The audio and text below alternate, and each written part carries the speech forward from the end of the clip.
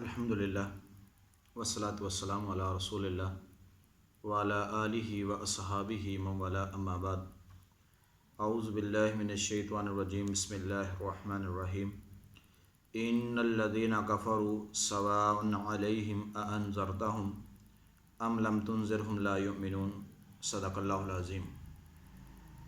حضرات، اللہ تبارک و تعالیٰ فرماتے ہیں ان الذین، بے شک وہ لوگ، کافروا جنہوں نے کفر کیا، سواء علیہم، اے اللہ کے نبی ان پر برابر ہے، اانذرتہم ام لم تنذرہم، آپ ان کو ڈرائیں یا نہ ڈرائیں، لا یؤمنون، وہ ایمان نہیں لائیں گے۔ اس بارے میں علماء کہتے ہیں اس آیت میں اللہ تبارک و تعالیٰ نے کچھ خاص لوگوں کا تذکرہ فرمایا۔ اس سے سارے کفار اس وقت کے مراد نہیں تھے، کیونکہ اس آیت کے نزول کے بعد بھی بہت سے لوگ جو ہے وہ ایمان لے کر آئے۔ اس سے وہ خاص لوگ مراد ہیں جن پر ڈرانا یا نہ ڈرانا جو ہے وہ اثر نہیں کرتا۔ جس طرح ابو جہل تھا، اس کے سامنے آیات قرآن کی پڑھی جاتی، سنتا، سب کچھ پتہ تھا، لیکن اس کے باوجود وہ ایمان لانے کو تیار نہیں تھا۔ جب وہ ایمان لانے کو تیار نہیں تھا تو اللہ تبارک و تعالیٰ نے یہ آیت جو ہے وہ نازل فرمائی، اے اللہ کے پیارے پیغمبر یہ ایمان نہیں لائیں گے، کیونکہ نبی کریم صلی اللہ علیہ وآلہ وسلم یہ چاہتے تھے کہ ہر بندہ جو ہے وہ ایمان لے آئے اور ہر بندہ جو ہے وہ دین اسلام کے اندر جو ہے وہ داخل ہو جائے، تاکہ وہ جہنم سے بچا لیا جائے اور اسے جنت کا داخلہ جو ہے وہ دے دیا جائے۔ اللہ تبارک و تعالیٰ کی ذات اسے جنت کا داخلہ جو ہے وہ عطا کر دے۔ لیکن یہ لوگ وہ تھے جن پر کوئی چیز اثر ہی نہیں کرتی تھی، بار بار جو ہے وہ بتایا جا رہا ہے، بار بار سمجھایا جا رہا ہے، لیکن وہ کسی چیز کو قبول کرنے کے لیے تیار ہی نہیں ہوتے تھے۔ نبی کریم صلی اللہ علیہ وآلہ وسلم کا یہ جو حرص تھا وہ اس حد تک تھا کہ آپ ہر آدمی کے پاس جاتے، اسے جو ہے وہ دعوت دینے کی کوشش کرتے، اسے جو ہے وہ دعوت دیتے کہ آؤ دین اسلام جو ہے وہ قبول کرو۔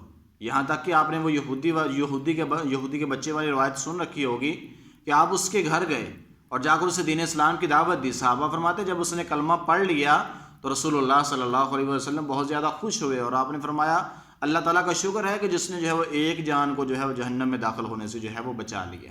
رسول اللہ صلی اللہ علیہ وسلم ہر ایک کے پاس گئے اور جا کر جو ہے وہ اس کو سمجھایا۔ دیکھیے یہاں پر یہ مثال جو ہے وہ ذہن کے اندر رکھیں، جو آدمی سویا ہے اسے جگایا جا سکتا ہے، جگائے آدمی کو، جاگتے ہوئے آدمی کو جگایا نہیں جا سکتا، کیونکہ جو سو رہا ہے اس کو تو جگایا جا سکتا ہے، جو بذات خود پہلے سے ہی جاگ رہا ہے اسے آپ جو ہے وہ کیسے جگائیں گے؟ یہی جو ہے وہ مثال جو ہے وہ یہاں پر جو ہے وہ گویا کے بیان کی گئی۔ اللہ کے نبی آپ جتنا مرضی ان کو جو ہے وہ ان کو سمجھا لیں، وہ اس جانب جو ہے وہ آنے والے نہیں۔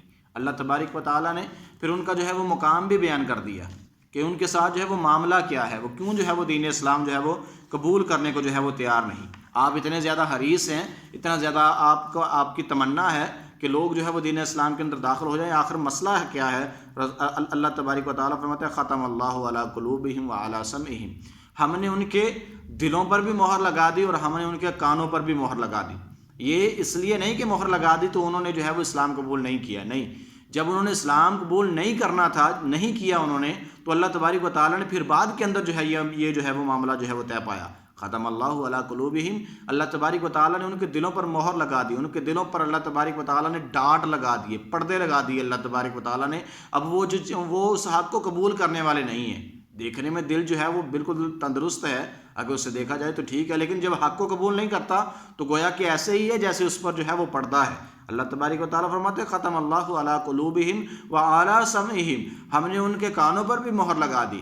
ہیں ان کے کان بالکل جو ہے وہ واضح ہیں، لیکن دیکھنے میں آتے ہیں، لیکن جب حق بات سننے کو تیار نہیں تو گویا کہ ایسے ہی جیسے ان کے کان ہے ہی نہیں۔ اگر ان کے کان ہوتے تو وہ اس بات کو جو حق بیان کیا جا رہا ہے اس کو سنیں اور سننے کے بعد اسے قبول بھی کرتے۔ اللہ تبارک و تعالیٰ فرماتے ہیں وَعَلَىٰ أَبْصَارِهِمْ غِشَاوَةٌ، اور ان کی آنکھوں پر جو ہے وہ اللہ تبارک و تعالیٰ کی جانب سے جو ہے وہ پردہ ڈال دیا گیا۔ کیوں؟ کیونکہ وہ حق بات دیکھنا ہی نہیں چاہتے، وہ اسی جو ہے وہ تالاب کے مینڈک جو ہے وہ بن کے جو ہے وہ رہنا چاہتے ہیں۔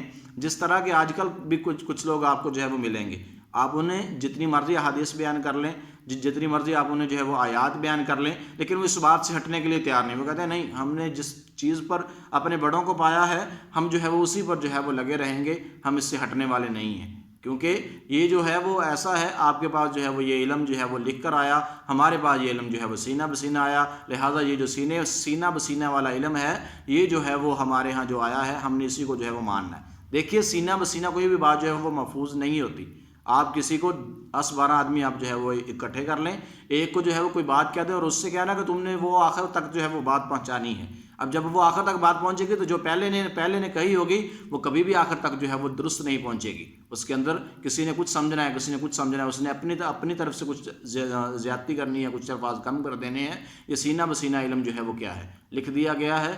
رسول اللہ صلی اللہ علیہ وآلہ وسلم کی حدیث کی بھی اللہ تبارک و تعالیٰ نے حفاظت فرمائی، اللہ تبارک و تعالیٰ نے قرآن مجید کی بھی جو ہے وہ حفاظت فرمائی۔ انسان ان پر چلے لے گا تو جو ہے وہ انسان کے لیے جو ہے وہ اس کے اندر ہدایت کا جو ہے وہ ذریعہ ہے۔ کہتے ہیں کہ غشاوت ان کے اوپر جو ہے وہ ضمیر جو تنوین آئی ہے وہ اس لیے ہے کہ اس سے مراد ہے بھاری پردہ۔ اللہ تبارک و تعالیٰ نے بھاری ڈاٹ لگایا ہے کہ اب جو ہے وہ کوئی بھی چیز اس میں جو ہے وہ داخل ہونے والی نہیں ہے۔ وَلَهُمْ عَذَابٌ عَظِيمٌ، اور فرمایا ان کے لیے جو ہے وہ دردناک عذاب ہے، بہت بڑا عذاب ہے اللہ تبارک و تعالیٰ کی جانب سے۔ حضرات یہ بات جو ہے وہ ذہن کے اندر رکھیں، جب بھی ہم کوئی چیز لکھتے ہیں، کوئی چیز جو ہے وہ کسی صفحے پر یا کسی جگہ پر لکھی جاتی ہے تو آخر میں مہر لگائی جاتی ہے کہ جو لکھا گیا ہے یہ بعینی ہی ہم سے منظور شدہ ہے۔ اب اس میں مہر لگا دی گئی، اب نہ اس میں کوئی چیز داخل ہوگی نہ اس سے کوئی چیز خارج ہوگی، لہٰذا آخر میں جو ہے وہ مہر لگا دی جاتی ہے کہ یہاں پر یہ معاملہ ختم ہو گیا۔ اللہ تبارک و تعالیٰ نے ان کے دلوں پر مہر لگا دی، اور یہ مہر جو ہے وہ سب سے آخری درجہ ہے۔ سب سے پہلا درجہ کیا ہے؟ وہ رسول اللہ صلی اللہ علیہ وآلہ وسلم کی حدیث۔ رسول اللہ صلی اللہ علیہ وآلہ وسلم نے فرمایا تھا کہ جب آدمی گناہ کرتا ہے اس کے دل پر جو ہے وہ ایک سیاہ نقطہ جو ہے وہ لگا دیا جاتا ہے، توبہ کرتا ہے ہٹ جاتا ہے، لیکن اگر گناہ پر گناہ کرتا جا رہا ہے وہ جو سیاہ نقطہ ہے وہ بڑھتا جا رہا ہے، کم نہیں ہوتا، آہستہ آہستہ انسان کا پورا دل جو ہے وہ زنگ آلود ہو جاتا ہے۔ زنگ آلود ہونے کے بعد جو ہے جب انسان پھر بھی جو ہے وہ ان کاموں سے باز نہیں آتا تو وہ آہستہ آہستہ سٹیج جو ہے وہ اس کی بڑھتی جاتی ہے، کم نہیں ہوتی، زنگ جو ہے وہ آہستہ آہستہ بڑھتا جاتا ہے۔ یہ بالکل آخری سٹیج ہے کہ اللہ تبارک و تعالیٰ کی ذات جو ہے وہ ان کے دلوں پر مہر لگا دے۔ شروع سے لے کر یہاں تک یہ 7 آیات ہیں، اور 7 آیات کے اندر اللہ تبارک و تعالیٰ نے 2 جماعتوں کا جو ہے وہ تذکرہ کر دیا۔ پہلی جو ہے وہ پانچ جو آیات ہیں، پہلی جو آیات جو ہیں وہ گزری ہیں ان کے اندر اللہ تبارک و تعالیٰ نے ایمان والوں کا جو ہے وہ تذکرہ کیا، اور جو آگے والی آیات ہیں ان کے اندر اللہ تبارک و تعالیٰ نے جو ہے وہ ان لوگوں کا تذکرہ کیا جو ایمان جو ہے وہ قبول نہیں کرنا چاہتے یا جو ایمان قبول نہیں کرتے۔ آئندہ جو اس سے آگے جو ہے وہ بات چلے گی، وہ چلے گی منافقین کے بارے میں کہ ظاہراً تو انہوں نے جو ہے وہ اسلام کا لبادہ اوڑھ رکھا تھا لیکن دل میں ایمان جو ہے وہ داخل نہیں ہوا تھا۔ جس طرح کہ میں نے کل کے سبق کے اندر یہ بات بھی جو ہے وہ بتائی تھی کہ ایمان کے لیے اقرار باللسان اور تصدیق بالقلب دونوں چیزیں جو ہیں وہ ضروری ہیں۔ تو منافقین کے اقرار باللسان تو لوگوں کی زبانوں پر تھا، رسول اللہ صلی اللہ علیہ وآلہ وسلم کے پاس اگر یہ بات تو کرتے تھے کہ اللہ کے نبی آپ جو وہ سچے نبی ہیں، لیکن دل سے نہیں مانتے تھے۔ جب دل سے نہیں مانتے تھے تو اللہ تبارک و تعالیٰ نے ان کو اس ایمان کا جو وہ اعتبار نہیں کیا، فرمایا یہ لوگ منافقین ہیں، اور منافقین کے لیے اللہ تبارک و تعالیٰ نے دردناک عذاب جو ہے وہ تیار کر رکھا ہے۔ اللہ تبارک و تعالیٰ سے دعا ہے کہ اللہ تبارک و تعالیٰ کے ذات ہمیں قرآن و حدیث سمجھنے کی توفیق عطا فرمائے۔ وآخر دعوانا ان الحمد للہ رب العالمین۔